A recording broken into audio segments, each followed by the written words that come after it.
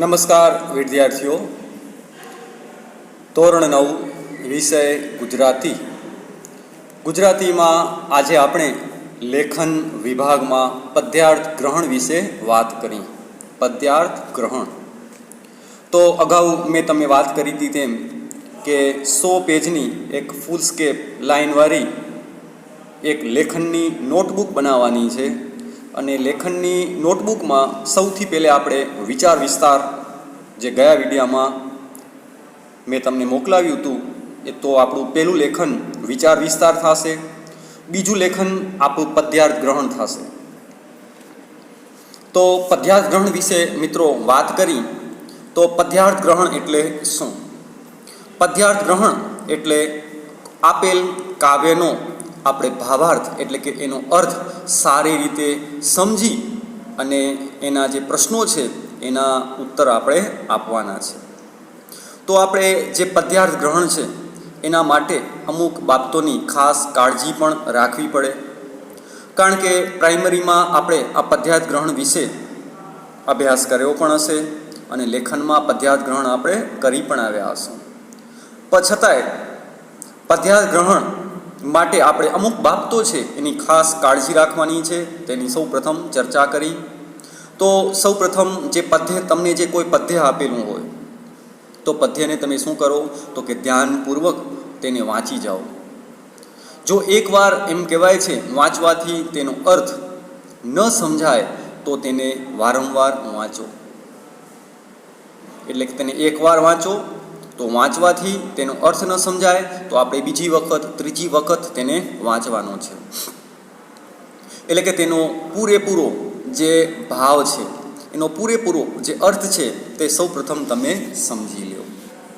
ત્યાર પછી પદ્યાર્થ ગ્રહણમાં જે તમને કોઈ પ્રશ્નો આપેલા છે તો એ પ્રશ્નને ધ્યાનપૂર્વક વાંચો. શા માટે? કારણ કે પ્રશ્નને ધ્યાનપૂર્વક વાંચવાના છે. કારણ કે આપણે પ્રશ્નના ઉત્તર છે તો એ તો આપણે શું કરવાનું છે? કાવ્યમાંથી જ તે પ્રશ્નના ઉત્તર આપણે શોધવાના છે. માટે પ્રશ્નને બરાબર સમજો. કારણ કે જ્યાં સુધી પ્રશ્ન બરાબર નહીં સમજાય ત્યાં સુધી આપણે એનો સ્પષ્ટ અને સાચો જવાબ પણ લખી શકશું નહીં. ત્યારબાદ દરેક પ્રશ્નનો તમે શું કરો તો કે મુદ્દાસર ઉત્તર આપો. ઉત્તર છે તે તમે સરળ ભાષામાં અને બને એટલો ટૂંકો અને સચોટ હોવો જોઈએ. ઘણી વખત મિત્રો તમે પ્રશ્નના જવાબ છે તે શું કરો છો? પદ્યાર્થ ગ્રહણમાં જે તમને પંક્તિઓ આપેલી છે એ આપણે બેઠી પંક્તિઓ છે એ આપણે લખી નાખતા હોઈએ છીએ. તો આપણે પ્રશ્નના ઉત્તરમાં બેઠી પંક્તિઓ લખવાની નથી. આપણે પંક્તિનો જે ભાવ છે એટલે કે જે પંક્તિમાં જવાબ રહેલો છે એને બરાબર સમજો અને પોતાની મૌલિક ભાષામાં તેનો ઉત્તર લખવાનો છે. પણ મેં વાત કરી તેમ પ્રશ્નનો જવાબ કેવા હોવા જોઈએ? ટૂંકા હોવા જોઈએ. બહુ લાંબા કે વિસ્તૃત હોવા જોઈએ નહીં. તો પ્રશ્નનો જવાબ તમારો ટૂંકો અને સચોટ હોવો ખૂબ જરૂરી છે. ત્યારબાદ જે તમે પદ્ય આપેલું છે એ પદ્યના ભાવને કે એના અર્થને સ્પષ્ટ કરે એવું એક શીર્ષક પણ શોધો. કારણ કે કોઈ પણ પદ્યાર્થ ગ્રહણ હોય તો પદ્યાર્થ ગ્રહણમાં તમને અંતે શું કરવાનું હોય છે? એનું એક શીર્ષક લખવાનું હોય છે. મિત્રો શીર્ષકની હું વાત કરું તો ઘણી વખત આપણે કોઈ શીર્ષકને સમજતા જ નથી. શીર્ષક છે તો તમે ત્રણ ચાર લીટીમાં તેનો ઉત્તર લખી આવો. તો મિત્રો શીર્ષક કેવું હોવું જોઈએ? તો શીર્ષક છે તે શોર્ટ એન્ડ સ્વીટ એટલે કે માત્ર 2 થી 3 શબ્દોમાં જ એનું શીર્ષક આવી જવું જોઈએ. જેમ આપણે વાર્તા લેખન કરી છીએ તો વાર્તા લેખનમાં સૌ પ્રથમ આપણે શીર્ષક આપી છીએ ત્યારબાદ જ આપણે વાર્તાની શરૂઆત કરીએ છીએ. તેમ જે શીર્ષક છે તે પણ કેવું હોવું જોઈએ? તો કે એના કાવ્યને અનુરૂપ હોવું જોઈએ. કાવ્યને અનુલક્ષીને હોવું જોઈએ. પછી કાવ્ય એક હોય ને આપણું શીર્ષક અલગ થતું હોય એ લખશું તો આપણો પ્રશ્નનો જવાબ છે તે ખોટો પડશે. તો આપણું શીર્ષક છે તે કાવ્યને અનુલક્ષીને હોવું જોઈએ અને શીર્ષક છે એ માત્ર 2 થી 3 શબ્દોમાં જ આવી જવું જોઈએ. ત્યારબાદ તમે જે પ્રશ્નના ઉત્તર લખેલા છે તમે એને ધ્યાનથી શું કરી જાઓ? એક વખત વાંચી જાઓ. શા માટે વાંચવાનું કહું છું? કારણ કે ઘણી વખત એવું થાય કે ઉતાવળમાં આપણે ઘણી વખત કોઈ ભૂલ કરી ગયા હોય તો આપણે એ ભૂલને પાછી બીજી વખત સુધારી પણ શકીએ. તો મિત્રો, આપણે પદ્યાર્થ ગ્રહણ કરતી વખતે આપણે આટલી બધી બાબતોનું ધ્યાન રાખવું ખૂબ જરૂરી છે. તો મિત્રો, તમને અહીંયા જે મેં પદ્ય આપ્યું છે એ પદ્ય આપણે લેખનની નોટબુકમાં કરવાનું છે. તો મેં તમને વાત કરી તેમ કે આપણું સૌથી જે પહેલું પદ્ય છે, તો પહેલું લેખન છે એ આપણું વિચાર વિસ્તાર થશે. ત્યારબાદ બીજું લેખન પદ્યાર્થ ગ્રહણ. કોઈ પણ નવું લેખન કરી નવું લેખન હંમેશા નવા પાનેથી જ શરૂઆત કરવી જોઈએ, એટલે કે જમણા પેજથી શરૂઆત કરવી જોઈએ. હવે તમે અહીંયા જે પદ્યાર્થ આપ્યું છે, મીન્સ પદ્યાર્થ ગ્રહણ છે, કે આ જે પદ્ય છે એ આપણે નોટમાં લખવાનું છે. તો સૌ પ્રથમ આપણે ટાઇટલ આપશું પદ્યાર્થ ગ્રહણ. ત્યારબાદ સારા અક્ષરે આખે આખું કાવ્ય લખવાનું છે. આ કાવ્ય છે એના કર્તા છે તે ઝવેરચંદ રવિન્દ્રનાથ ટાગોર, કે જેનું અનુવાદ ઝવેરચંદ મેઘાણીએ કર્યો છે. તો સૌ પ્રથમ કાવ્ય શું છે? અસ્ત થાતા રવિ પૂછતો અવનીને, સારસે કોણ કર્તવ્ય મારા, સાંભળી પ્રશ્ન એ સ્તબ્ધ ઊભા સૌ, મો પડ્યા સર્વના સાવ કાળા. તે સમયે કોળિયું એક માટી તણું, ભીડને કોક ખૂણેથી બોલ્યું, મામૂલી જેટલી મારી ત્રેવડ પ્રભુ, એટલું શોભજે તો કરીશ હું. તો મિત્રો, જે આખું આ કાવ્ય છે એ આપણે ખૂબ સરસ અક્ષરે આપણે લખવાનું છે. ત્યારબાદ આપણે પ્રશ્નના જવાબ લખવાના છે. તો સૌપ્રથમ જે આ કાવ્ય છે, તો કાવ્યમાં શું કહેવા માંગે છે મિત્રો, એની થોડીક ચર્ચા કરી. તો અહીંયા વાત કરી છે અસ્ત થાતા રવિ. તમે મિત્રો સૌપ્રથમ રવિ એટલે શું એ ખ્યાલ હોવી જોઈએ. રવિને સૂર્ય પણ કહેવાય છે, સૂરજ પણ કહેવાય છે. તો સૂરજનો એક સામનાર્થી શબ્દ છે રવિ. તો કે રવિ કોને પ્રશ્ન પૂછે છે? તો કે અસ્ત થાતા રવિ પૂછતો અવનીને. અવની એટલે મિત્રો પૃથ્વી, કે સૂર્ય છે. તો સૂર્ય જેમ ઉગે છે તેમ આથમે પણ છે, અસ્ત પણ થાય છે. તો અસ્ત થાતો રવિ, સૂર્યાસ્ત થાતો રવિ છે તે અવની એટલે કે પૃથ્વીને શું કરે છે? તો કે પ્રશ્ન પૂછે છે કે સારસે કોણ કર્તવ્ય મારા, કે હું અસ્ત થઈ જઈશ પછી અવનીને એટલે કે આખી જે પૃથ્વી છે એ પૃથ્વીને પ્રકાશ આપવાનું કર્તવ્ય કોણ કરશે? સાંભળી પ્રશ્ન એ સ્તબ્ધ ઊભા સૌ. તો મિત્રો તમે જોશો કે સૂર્યનો કે અસ્ત થતા સૂર્યનો આ પ્રશ્ન સાંભળી અને એમ કહેવાય છે સૌ શું થઈ ગયા? સ્તબ્ધ થઈ ગયા. મોં પડ્યા સર્વના સાવ કાળા, અને કહેવાય છે બધાના મોઢા સાવ કાળા પડી ગયા. તે સમયે કોળિયું એક માટી તણું, ભીડના કોક ખૂણેથી બોલ્યો. એવા સમયે કહેવાય છે કે એમાં ઘણા બધા લોકો ઊભા હતા, ઘણા બધા લોકોની ભીડ હતી. એ ભીડના એક ખૂણેથી એક માટીનું જે કોળિયું છે, તો કોળિયું તમે ખ્યાલ હશે, એક ભીડના એક ખૂણેથી એક કોળિયું બોલે છે. શું કોળિયો? તો હવે કોળિયો છે તે સૂર્યને શું જવાબ આપે છે કે મામૂલી જેટલી મારી ત્રેવડ પ્રભુ, એટલું શોભજે તો કરીશું. કે હે ભગવાન, કે હે પ્રભુ, મારી ત્રેવડ તો ખૂબ નાનકડી છે, કે એટલું શોભજો તો કરીશું. હવે અહીંયા કહેવા પાછળ કોળિયાનો અર્થ શું હતો? કોળિયો સૂર્યને કહે છે કે ભલે આપણામાં ઓછી શક્તિ હોય પણ આપણને પ્રભુ જે પણ કાંઈ કામ સોંપે તે આપણે યથાશક્તિ તેને નિભાવવું પણ જોઈએ.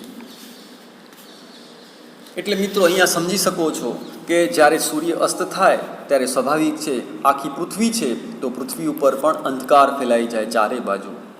હવે સ્વાભાવિક છે જો પૃથ્વી ઉપર અંધકાર ફેલાઈ જાય તો પૃથ્વી ઉપર કહેવાય છે અજવાળાનું કામ કોણ કરશે? હવે આપણે સૌ સમજી શકીએ છીએ કે સૂર્યમાં જેટલી શક્તિ છે, સૂર્યમાં જેટલી તાકાત છે, કારણ કે સૂર્યને કારણે આખી પૃથ્વી ઉપર શું થાય છે તો કે પ્રકાશ ફેલાઈ જાય છે. તો સૂર્ય જેવું તો કોઈ પણ પ્રકાશ પૃથ્વીને આપી શકવાનું નથી. પણ છતાંય જે કોળિયું છે એ કોળિયું સૂર્યને જવાબ દે છે કે મારામાં જેટલી ત્રેવડ છે, મારામાં જેટલી તાકાત છે, એટલું હું શું કરીશ? તો કે હું પ્રકાશ આપીશ. આપણે મિત્રો જાણીએ છીએ કે કોળિયાની તો એટલી કોઈ તાકાત નથી કે કોળિયું શું કરી શકે? સમગ્ર પૃથ્વીને પ્રકાશ આપી શકે. કોળિયું તો માત્ર શું કરી શકે? એક નાનકડા રૂમમાં માત્ર અંધારામાં પ્રકાશ પાથરી શકે, પૃથ્વીને કોઈ પ્રકાશ આપી શકે નહીં.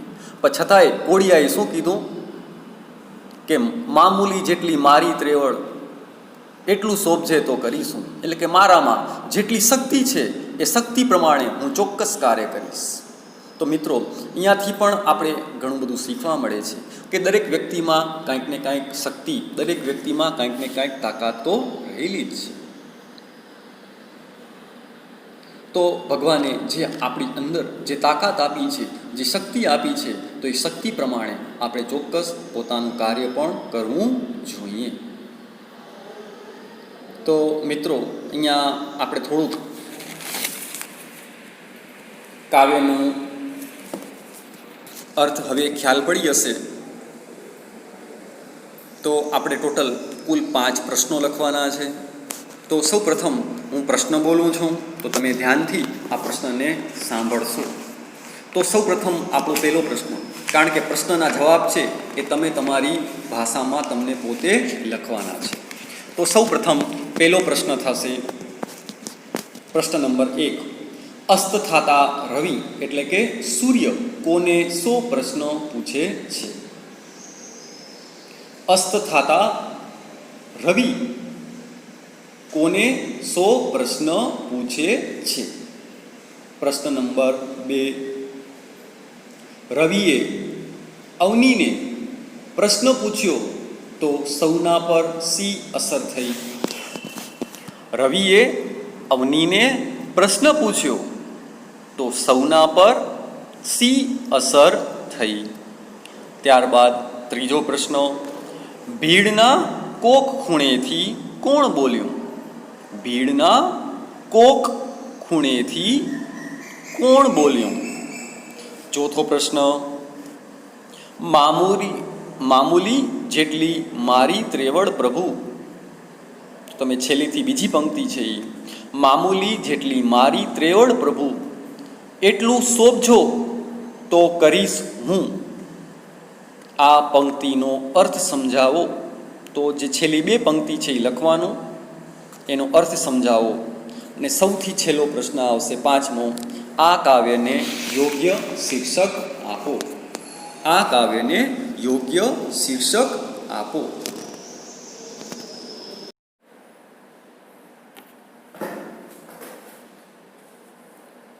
નમસ્કાર મિત્રો, હમણાં આપણે પદ્યાર્થ ગ્રહણ વિશે વાત કરી તેમ ત્રીજું લેખન આપણે નિબંધ લેખન લખવાનું છે.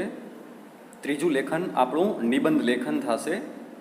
હવે આ નિબંધ લેખન છે એની થોડીક વાત કરું તો મેં અહીંયા નિબંધ આપ્યું છે પુસ્તકોની મૈત્રી, અને એના મુદ્દા પણ આપ્યા છે.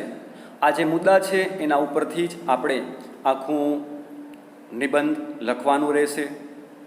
નિબંધ લેખન છે તે ટોટલ 200 શબ્દોમાં આપણે લખવાનું રહેશે. કેટલા? 200 શબ્દોમાં.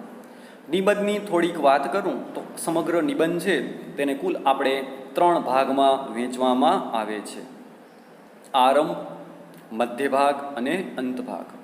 તો સૌથી પ્રથમ જે આરંભ છે, તો આરંભની વાત કરી તો કોઈ પણ પરીક્ષામાં આપણે જે નિબંધ આપેલો હોય તો નિબંધની જે શરૂઆત છે એ મિત્રો ખૂબ આકર્ષક અને ખાસ કરીને વિષયને અનુરૂપ હોવી જોઈએ. ઘણીવાર મિત્રો થાય એવું છે કે આપણું વિષયાંતર થઈ જાય છે. વિષય એક હોય ને આપણી ગાડી બીજા પાટા ઉપર ચડી જાય, એવું થવું જોઈએ નહીં. એ વિષયને અનુરૂપ આપણે આ નિબંધની શરૂઆત કરવાની છે.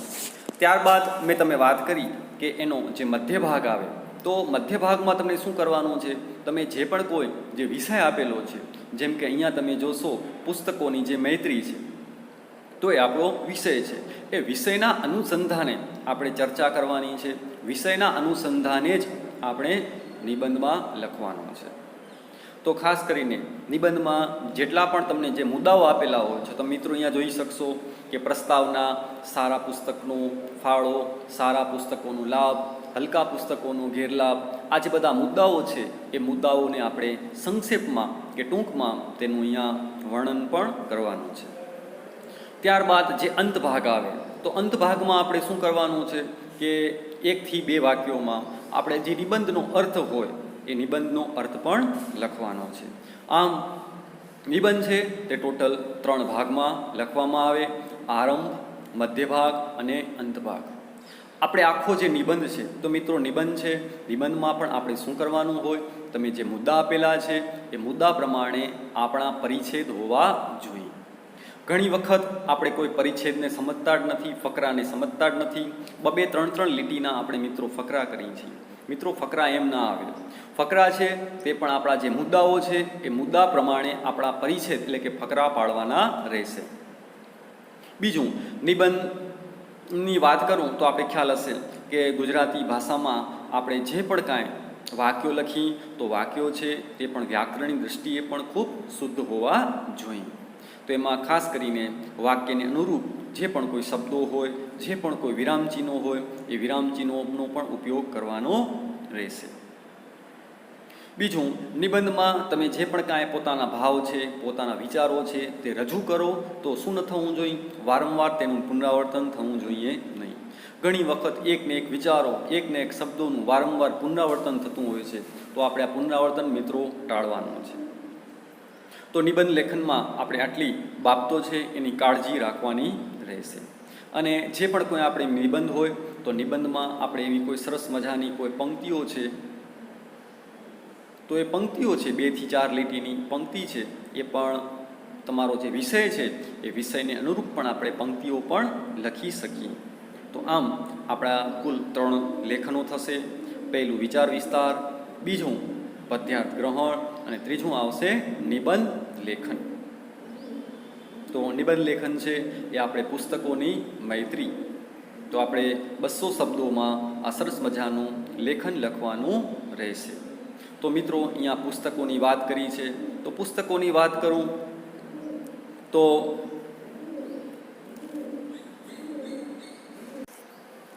મિત્રો પુસ્તકોની થોડીક હું વાત કરીશ. તો ખાસ કરીને આપણે અભ્યાસક્રમમાં જે પુસ્તકો વાંચી છીએ એ તો જરૂરી જ છે, કારણ કે એનાથી તો આપણા જ્ઞાનમાં તો વધારો થાય જ છે.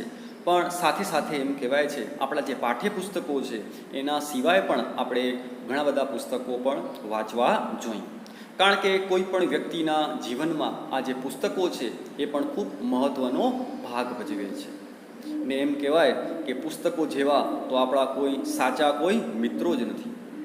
એટલે એમ જોવા જાઓ તો ઘણા બધા મિત્રો સ્વાર્થી હોય નીકળે, પણ આપણું શ્રેષ્ઠમાં શ્રેષ્ઠ, સાચામાં સાચું જો આપણું કોઈ મિત્ર હોય તો તે પુસ્તક છે. કારણ કે પુસ્તક છે તે મિત્રો આપણે હંમેશા સાચું માર્ગદર્શન આપે છે, સાચા કામો કરવાની હંમેશા પ્રેરણા આપે છે. કારણ કે જીવનમાં જે સુખ દુઃખો આવે તો એ સુખ દુઃખોમાંથી સમભાવથી રહેવાની કે એમાંથી બળ મેળવવાની પ્રેરણા છે તે પણ આપણા પુસ્તકોમાંથી જ મળે છે. એટલે હંમેશા આપણે સારા પુસ્તકોનું જ વાંચન કરવાનો આગ્રહ રાખવો જોઈએ. કારણ કે પુસ્તકો તો મિત્રો વાત કરી કે હલકા પ્રકારના પણ પુસ્તકો હોય છે. આવા પ્રકારના જે બધા પુસ્તકો છે તો આવા પ્રકારના પુસ્તકોનું વાંચન કરવાથી આપણે ખોટા નકારાત્મક વિચારો પણ આવે છે અને આપણું જીવનનું જે ધ્યેય છે એ ધ્યેય પણ નિષ્ફળ પણ બનાવી શકે છે. એટલે હંમેશા આપણે શું કરવા જોઈએ, સારા પુસ્તકો વાંચવાનો જ આગ્રહ રાખવો જોઈએ. કારણ કે પુસ્તકોમાંથી જ મિત્રો આપણે ઘણા બધા જે ગુણો છે એ આપણા અંદર રહેલા જે બધા ગુણો છે એ ગુણોનો વિકાસ તો કહેવાય છે એ પુસ્તકોથી જ થાય છે.